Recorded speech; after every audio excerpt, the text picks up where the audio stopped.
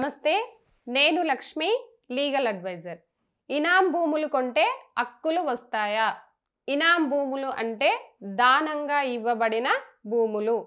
1955లో ఇనాందారుల చట్టం వచ్చింది.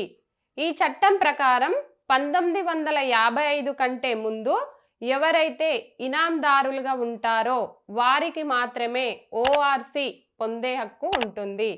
ఓఆర్సి అంటే ఆక్యుపెంట్స్ రైట్స్ సర్టిఫికేట్.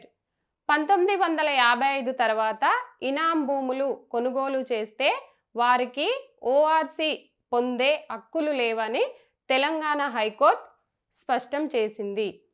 ప్రభుత్వ భూమిని ఎవరికైనా వీలునామా రాయవచ్చా? వీలునామా అంటే ఒక వ్యక్తి తన తదనంతరం తన ఆస్తి ఎవరికి చెందాలో రాయడాన్ని వీలునామా అంటారు.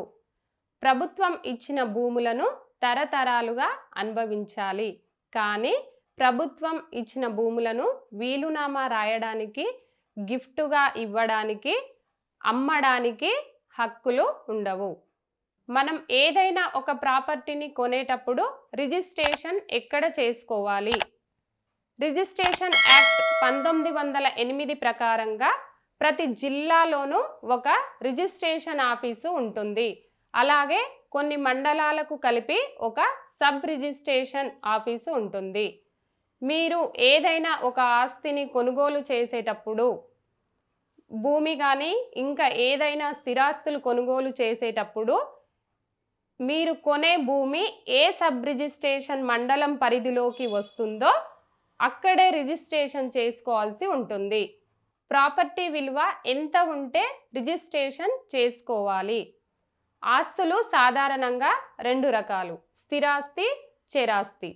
స్థిరాస్తులను కొనుగోలు చేసేటప్పుడు ఖచ్చితంగా రిజిస్ట్రేషన్ చేసుకోవాలి. Registration act 1969 section 17 subsection 1 clause B ప్రకారంగా ఆస్తి విలువ 100 రూపాయల కంటే ఎక్కువగా ఉన్నట్లయితే దానికి సంబంధించిన డాక్యుమెంట్స్ను రిజిస్ట్రేషన్ చేసుకోవాలని చట్టం చెప్తుంది. తెల్ల కాగితంపై భూమి కొనుగోలు చేశాము, పట్టా ఎలా పొందాలి?